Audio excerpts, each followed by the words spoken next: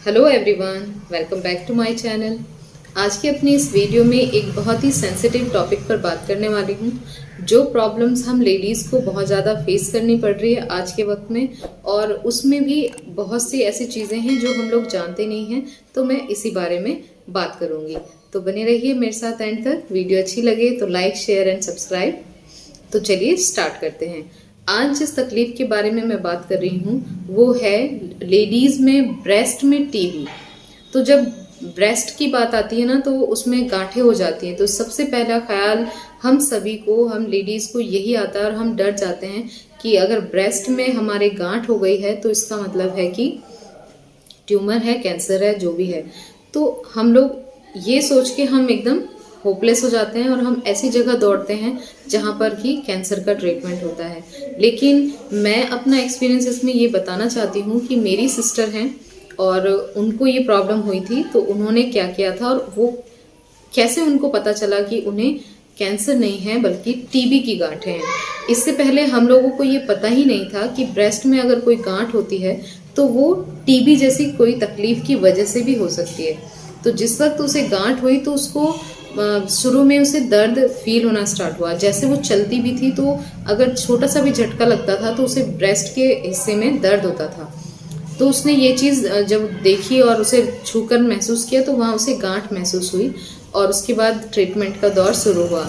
यानी कि गायनोलॉजिस्ट के पास गई और जिसके पास भी जाती रही वो अपने अपने टेस्ट करवाते रहे, ये टेस्ट वो टेस्ट, इधर भाग उधर भाग। बहुत सारा टाइम बहुत चला गया और वो गांठें 1 से 2, 2 से 3 इस तरह से बढ़ती चली गई और बहुत ज़्यादा पेन था। जब भी टेस्ट होता है ना तो उस वक्त जो पेन होता है वो बहुत दर्दनाक होता है। वो दर्द इतना बढ़ा देता है कि वो दर्द फिर कंटिन्यूस लगा ही रहता है, मतलब बहुत ज़्यादा लंबा दर्द उसे झेलना पड़ा था। तो जब ये कंडीशन से वो गुजर रही थी तो फिर उसका ऑपरेशन बता दिया गया। वो ऑपरेशन के लिए गई हॉस्पिटल में और एडमिट हुई और ऑपरेशन करके उसकी 2 से 3 गांठें निकाल दी गई। लेकिन ऑपरेशन के बाद उसे जो प्रॉब्लम फेस हुई वो भी मैं आपसे शेयर कर रही हूँ कि ऑपरेशन के बाद हमने सोचा कि शायद गांठें निकल गई हैं तो अब प्रॉब्लम नहीं होगी, लेकिन एक्चुअल प्रॉब्लम उसके बाद स्टार्ट हुई। क्योंकि उसे उस जगह, जिस जगह उसे टांके आए थे, उस जगह से उसे मवाद स्टार्ट हो गई चलना। मवाद होती है ना, पस, वो स्टार्ट हो गई। और तो डॉक्टर्स ने जब जिन्होंने ऑपरेशन किया था उन्होंने ही उसे बताया कि ये टीबी की गांठें हैं। तो टीबी का ही उसका इलाज चलता रहा, लेकिन मवाद बंद नहीं हो रही थी, मवाद चलती रहती थी। तो ट्रीटमेंट भी कंप्लीट हो गया, उसके बाद भी ठीक नहीं हुआ। तो उसके बाद मेरी सिस्टर ने, एक होम्योपैथी डॉक्टर थे जो ट्रीटमेंट करते हैं टीबी का भी और बाकी सब चीज़ों का भी करते हैं, तो उनसे उन्होंने ट्रीटमेंट लिया और बहुत अच्छा रिजल्ट रहा। क्योंकि मेडिसिन पहले भी उन्होंने टीबी की कंप्लीट कर ली थी और बाकी का जो प्रॉब्लम आ रही थी वो सब वो होम्योपैथी से ठीक हो गई।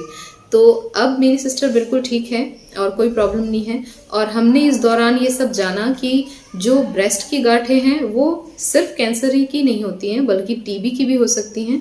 तो आप लोग घबराएं नहीं। अगर किसी लेडीज़ को ऐसी प्रॉब्लम है तो आप टीबी वाले डॉक्टर को भी दिखा लें, जो टीबी का ट्रीटमेंट करते हैं उन्हें भी दिखा लें और गायनो को भी दिखा लें, जिससे आपको एक एक्चुअल ट्रीटमेंट का आपको पता चल जाएगा कि कौन सा ट्रीटमेंट आपको लेना है। घबराना नहीं है। इसमें एक चीज़ और मैं आपको बता देती हूँ कि जब ब्रेस्ट में गांठें होती है ना तो किसी किसी को गर्दन से भी गांठें स्टार्ट हो जाती हैं। मतलब अगर ब्रेस्ट में गांठें हो रही हैं टीबी की तो वो गर्दन पे भी गांठें बन जाती हैं और तब उसे ब्रेस्ट में गांठें जाती हैं। तो इस तरह से कुछ लक्षण हैं जो दिखाई देते हैं। बाकी आप इसके बारे में सर्च कर लें तो आपको इसकी पूरी नॉलेज हो जाएगी। मैंने अपना एक्सपीरियंस आपसे शेयर किया है कि अगर आपको ऐसा कोई लक्षण दिखाई देता है तो आपको क्या करना चाहिए, और उम्मीद करती हूँ कि आपको समझ भी आया होगा। आज के लिए बस इतना ही। मिलते हैं नेक्स्ट वीडियो में।